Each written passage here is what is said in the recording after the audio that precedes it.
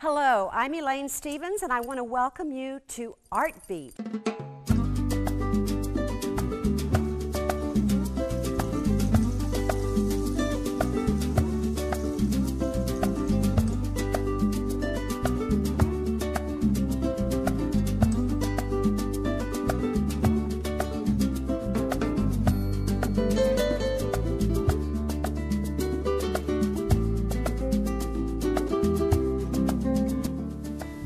Welcome to another episode of Art Beat, where art is the heartbeat of South Mississippi. I am your host, Elaine Stevens, and today we're going to take a fascinating journey into a darker world, a world of the dream room. And this is how the book begins. And Henry himself told me he had went to prison a long time ago when he was a young man. I think it was manslaughter. He had a Stetson hat and he was in a bar in Oklahoma. And this guy came in there and took his hat off and stomped it on the ground. And Henry looked up at him and said, "You shouldn't have done that." And then the guy did it again. Well, that made Henry real mad. Well, he finished his drink. He went outside the bar without saying anything and hid in the bushes and waited on this man to come out. And when the man come out, he took a hatchet and split him between the shoulder blades. But there was a couple that saw it, otherwise he probably would have got away with it. So naturally the police came and they arrested him, and he did 10 years for that, for manslaughter. Francis Salisbury Gillich.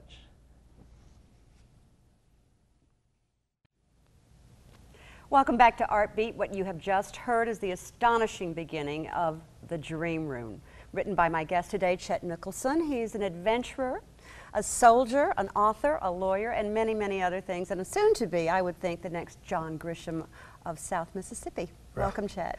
Thank you. I don't know about all that, but thanks yes. For having me. I'm glad to be here. Oh, you're so welcome, and I'm so glad to have you. I was one of the first people to read the manuscript before it was published, and I have to tell you, it's quite a ride. It was quite a ride. It's jolting in so many ways, and yet it really is quite nostalgic. Having come from Old Biloxi, I could actually visualize so many of the things that you painted so clearly with your words. Amazing. Yeah, well, you are certainly in a position to say that. I think that you definitely are a Gulf Coast original. Yes. And I want to know how this was born inside your mind, because anyone that starts off with a hatchet murder and then goes off into this wonderful legato about sunsets and water and some real characters, I mean, it's really quite a ride. Well, you know, of course I'm a lawyer, and Yeah. I think the book had its genesis with my representation of Mike Gillich, or really more accurately, some of his employees. And this was back when, in the late 1980s, and the federal government was doing its investigation that resulted in what became known as the scam indictments. I represented a number of the strippers in front of the federal grand jury, and then after Gillich was convicted, Gail and I handled my law partner is Gail Nicholson, also my wife, and she and I did the appeal, the unsuccessful appeal, alas, before the Fifth Circuit. Subsequently, Gillich, along with Francis Salisbury, now his wife Frances Gillich, and a man named O.C. Anderson, were indicted for witness tampering, a scheme to get Gillich out of prison. And Gail and I represented Mike at the witness tampering trial, but as we were beginning to pick a jury, Gillich came forward, and rather than take a chance on the woman he loved going to prison, said that he would solve the Sherry murders. He began to cooperate, was released around 2002. My representation of him ceased at that time, and I began a series of interviews with Gillich, Mike Gillich, with Francis, and I undertook other inquiries into various aspects of what came to be known as the Gulf Coast chapter of the Dixie Mafia, and started writing the book probably around 2004, early 2005. It was interrupted by the storm, finished a couple of years ago. And it's a magnificent read for any of you who have read it. You understand what I mean, but I love the way you have created a lot of the dialogue. Obviously you weren't there, but each chapter begins with the actual verbiage from some of these characters. So that's obviously some of the interviews you take. And then you filled in with these phenomenal dialogue between these characters. Yeah, Elaine, the publisher characterizes or classifies the book as true crime. Mm-hmm. And that's correct in the sense that the core of each chapter is based upon a real-life factual event. Yes. An actual crime, and some of the names are retained, obviously. It's actually more than one crime. It's a number of crimes taking place over about a 50 or 60 year period. Exactly. I think a lot of people who have not read the book mistakenly believe that it's similar to Mississippi Mud, which focuses exclusively on the Sherry killings. The Sherry murders are certainly included here, but they are just part of the timeline down toward the end. It begins in the 1940s with little Henry Salisbury. He's been dead since 1984, and he's a man who has passed into mythic or legendary status. He was a hitman, much feared by people on both sides of the law at the time. But the book begins with Henry killing a man in Oklahoma. He did prison time for manslaughter for 10 years, and that was around 1944.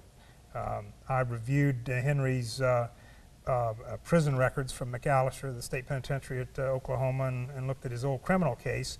And plus, you know, that coupled with Francis's telling of what Henry had told her about the episode served as the basis for the first chapter. So what I would do, and it's not just dialogue or from interviews that would begin these chapters. Some of it are from a newspaper article, for example, in one instance, from court opinions, from the Fifth Circuit, from the local judge, and what have you.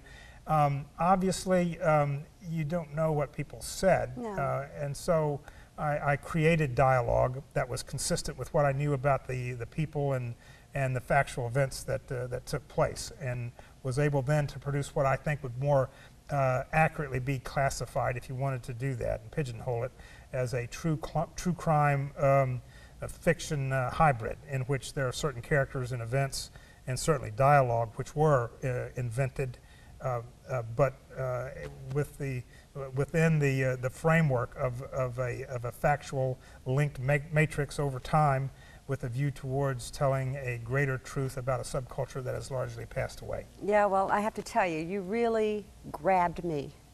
And seldom have I sat through an evening after working at IP Casino and wanted to stay up past midnight and read a book. And this is truly one of the first, if not the last, I've done that with. And it is a remarkable read. I urge all of you to go out and get this book. I always felt, Chet, as I was reading it, that you knew these people intimately. I never got a feeling that you were faking it or making up details about their lives. How well, in truth, did you know these characters?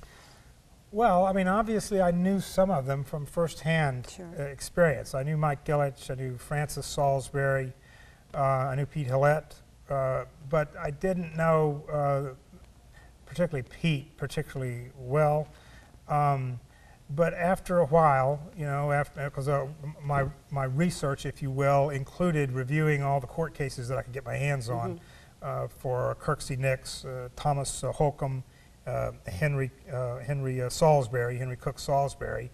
I visited the crime scene in New Orleans, for example, on Soldiers Street, where Nix and members of his gang invaded the home of Frank and Marion Corso. That was a very vivid description that you gave. And the events in that chapter are set out with you know, a kind of clinical specificity in the report of the appellate opinion. Nix was convicted of murdering Frank Corso, and that's the offense that sent him to prison for life without parole, that resulted in the scam, that resulted ultimately in the Sherry murders, for example. And that's the whole chain reaction, wasn't it? Well, I went out, I found the house out on Soldier Street, and you know, went out and, you know, I just was physically present there. And I guess I'm one of those who believes that that powerful events are not dissipated easily, you know, from the earth or from wherever it is where they take place. And that gave me a sense of the place itself, the neighborhood and what have you.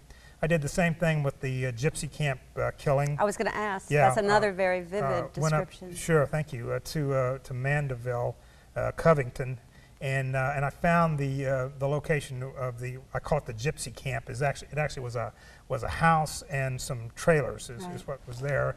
I found a couple of people who had lived there at the time and talked to them, and of course, you know, read. There's a body of literature out there on the so-called Dixie Mafia, and the gypsy camp invasion and killing is one of those events that's widely reported. It's one where I know Nick's complained in a newspaper I just saw that. Sure. I was going to ask you, how did, I mean, he's claiming that he's innocent. Well, sure. Well, I mean, Nick's claims he was innocent of the Sherry killings, although a jury found otherwise. He claims he's innocent of the Corso killing, although a jury has found otherwise. He claims he's innocent of killing Buford Pusser's wife, although Buford Pusser, the sheriff of McNairy County, Tennessee, identified him as the man who ambushed the car, and he claims to be innocent of all these things. But in any event, at one time, after the gypsy camp killings, the police developed an informant, somebody who had participated. Bobby Gale Gwynn was his name. And based upon Gwynn's statements and his cooperation, they obtained arrest warrants for Nix and others. But before they could be served, Nix fled from Louisiana and went to Georgia, where there was an outstanding warrant on a minor felony charge that he turned himself in on. And shortly after he turned himself in, the cooperating witness was found murdered outside Shreveport alongside the highway with a .45 caliber bullet in his head, and so there never was a prosecution. But, you know, at one time, you know, and when I was really immersed in all this, you do, you feel that you know the characters, or at least, you know, to the extent that you could know someone else. And who of us really knows someone else? And who really wants to know these people that well? I mean, when you really get down to it, although that's fascinating as the written word that you've given us, you know, I mean, it's really quite historical, and we thank you here on the coast for having documented all of this. Well, I mean, I think that not everyone shares your appreciation for documenting that part of our past, but I would agree with you. I think that that the coast had a certain notoriety at one time, and it was probably a deserved notoriety, and it was based upon characters like these and the things that they did. These are our Jesse James. These are our Charlie Mansons. These are the people that we generated down here on the coast, and you have really given us a very vivid picture of it. We're going to take a short break. Right after this, Chet's going to come back and read to us some excerpts of his favorite passages from The Dream Room. Stay with us.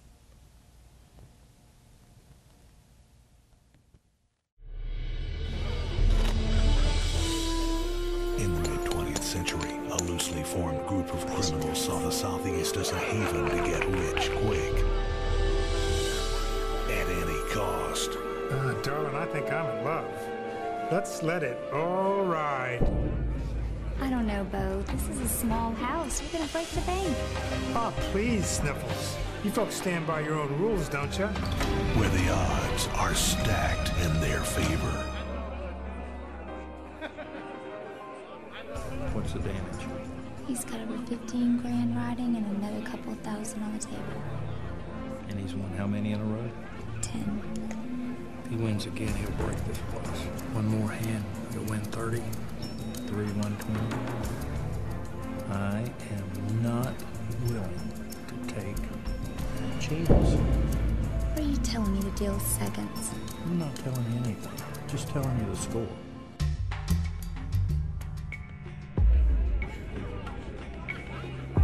In an era where lawlessness lurked in the darkest corners of the Southeast, the Dixie Mafia was making headlines and evading the law.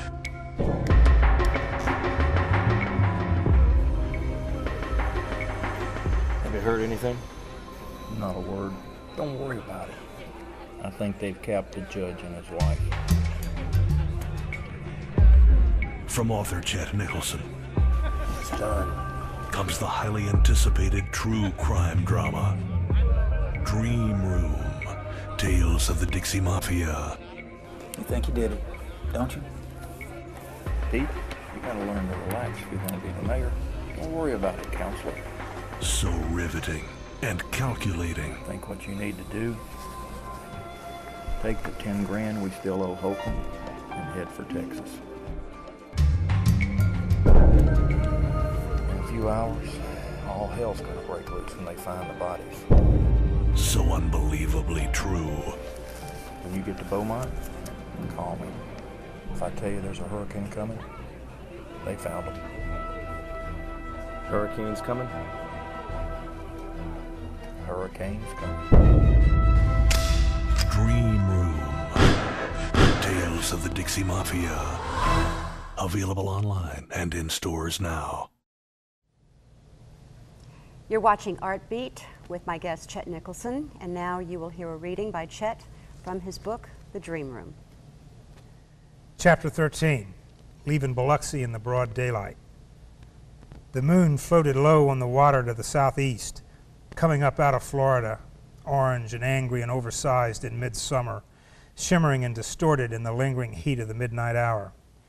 Henry left the Horseshoe Lounge, with the strippers grinding and grifting in high gear, and drove up Pat Harrison Avenue, watching in the rearview mirror as car lights appeared suddenly behind him, hanging back, seemingly pacing him. He reached under the front seat and pulled out his .38 caliber Smith & Wesson Police Special, laying it on the seat in between his legs.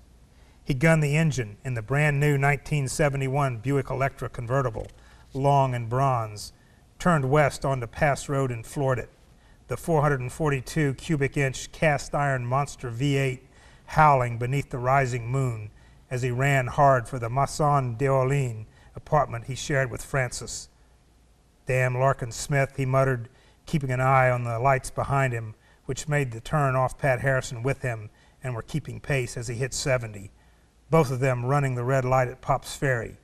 You bastard, your day's coming. Pulling this stuff. Gulfport Police Chief got no jurisdiction over here in Biloxi anyhow. He squeezed his thighs slightly, feeling the cold steel edges of the revolver between his legs.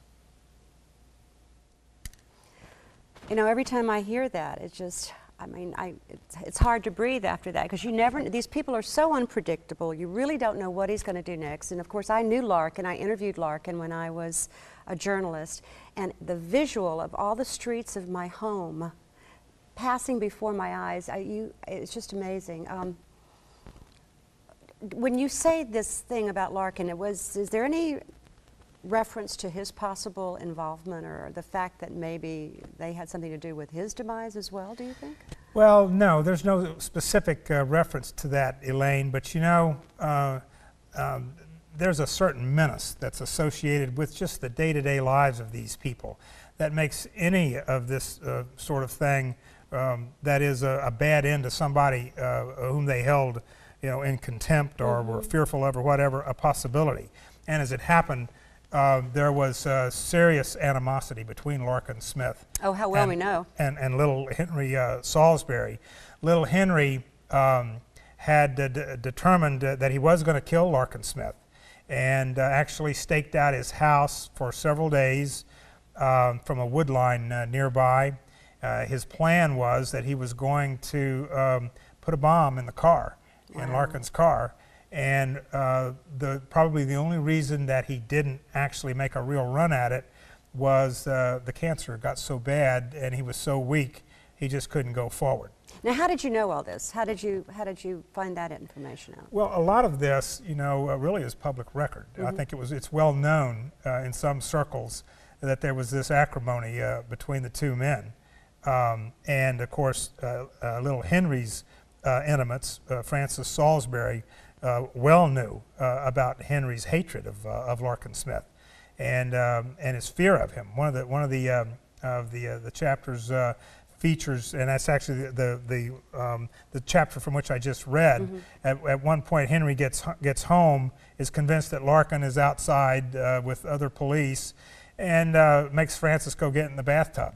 That wouldn't be so funny if it weren't so real. Yeah. But you know, it's almost like a Lucy-Desi thing in a dark sense of comedy, you know, kind of thing. Well, you know, these people, they led exotic lives that were very much like ours much of the time. They had pedestrian concerns and and you know, their lives involved a certain amount of tedium.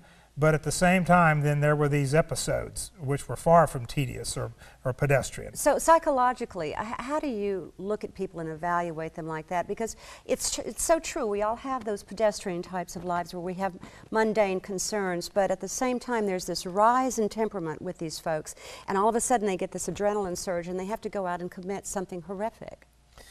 You know, I don't pretend to understand the criminal psyche, or even if there is such a thing. Well, it certainly seems like you do in this well, book. You know, what I would say is that I really think that criminal behavior is really only, in some instances, a slight extension along the continuum there of normal behavior. We all get angry. Yes, you know, that's we so all true. get envious. We all, you know, are plagued by the 7 deadly sins. And you know, you can find expression of those in any of this criminal conduct. And so, you know, what is it that causes some people to stay off the end of the continuum up there in the red zone? You know, where they become criminals, and not just people who commit crimes of passion, which all of us are capable of. Absolutely. You know, a heat of the moment kind of thing, but this systematic, planned behavior that becomes part of a lifestyle. Well, it was their lifestyle and was their way to earn a living. It was. It was their way to earn a living. There was a certain contempt for the straight world, Right. and an honest dollar working for wages. It's something they really didn't like to do. You know, it's a kind of a bizarre expression of an entrepreneur's attitude. It is, and a lot of these people were quite intelligent, only they used their intelligence in a very twisted way, and the dynamic ended up being quite perverse with others involved in their sordid lives, you know, sort of thing. But what I really marvel at is that I was growing up right down the street from all of this, right down the street from the Dream Room. And my life was somewhat idyllic, or so I thought at the time, you know, in a restaurant, and all the time, all of this was going on. Yeah, well, I mean, even today, you know, we really, the idea of what reality is taking place outside of our own, you know, awareness of it is a problem, you know, of the human condition for those, you know, who are prone toward, you know, reflection and whatnot. We just don't know. We just don't. We don't know, and these people lived in a time where police were less organized, communications were not developed, databases were not instantly accessible. They had a certain freedom that criminals today don't have, unless they are, you know, particularly well versed with, you know, cyberspace kinds of things, and that's the arena in which they operate. But the actual physical and historical milieu in which these people operated from basically the 1960s through the mid-1980s is past, and probably not possible anymore. Well, you know, you have to ask a man like Chet Nicholson, what is he working on next? Because this book is a really huge success down here, and I understand that you don't have very many books left. No, we're really pleased. The first printing is sold out, even as we speak here on August the 12th. I think they're printing the second run, and it Happy should to hear be that. and so am I. And the distribution chain, I think Barnes & Noble has a few copies left, but that's about it. I have a novel that's really basically completed. It's entitled No Level Ground, and it's very different from the Dream Room. It's not a crime book per se, although they commit a lot of crimes in the book. It's a story of two middle-aged soldiers who've not adapted well to the pedestrian life outside the war zone, and what happens to them in their middle years. How timely. Yeah, how very timely. Well, we can't wait. Now, where can we find the Dream Room right now? Right now, the Barnes & Noble in Gulfport, I believe, is the only place that has it. They got interested in the book. Andrea Yeager was the managing editor of the Sun Herald during the time when a lot of this was taking place, and she was in a position to put you know, some emphasis on the book up there. And I know her well, yeah, and she's a dynamic force there at Barnes & Noble. And she stockpiled some copies, and they're running low, as I understand it, but they have some left. So Amazon.com? You can get it. You can place an order on any of the major internet sellers, and Okay. as soon as it becomes available, it'll ship. And then you have a website also. Actually, it can be reached either of two ways: chetnicholson.com, and it should be prefaced by the www to get there for some reason, or www.dreamroomthebook.com. And the website has an interesting first page, and then a couple sample chapters are posted, and there is a television trailer that's also available, and you can see some book signings, and if you want to send me a note, you can do that. Well, we hope to see Chet right here at the Mary C. O'Keefe on September 12th during the birthday bash, so he'll be signing some books here for you, and we'll be back with more Art Beat right after this message. Well, welcome back to Art Beat, and Chet Nicholson has been my guest today. Thank you so much for joining us. It's been a real pleasure having you. Thank you very much for having me. I've been so excited about this moment, and we finally shared it, where we talked about having you on the show, and here you are. Well, you're very kind, Elaine. You know, and I hope you found something of value in the pages of the book, and I hope people who choose to read the book do so also. And they will, because I'm telling them to. And if you have any ideas about what you'd like to see on Art Beat, just email us at www.wkfk.com. Let me know, and I'll have your guests appear right here on Art Beat. See you next week.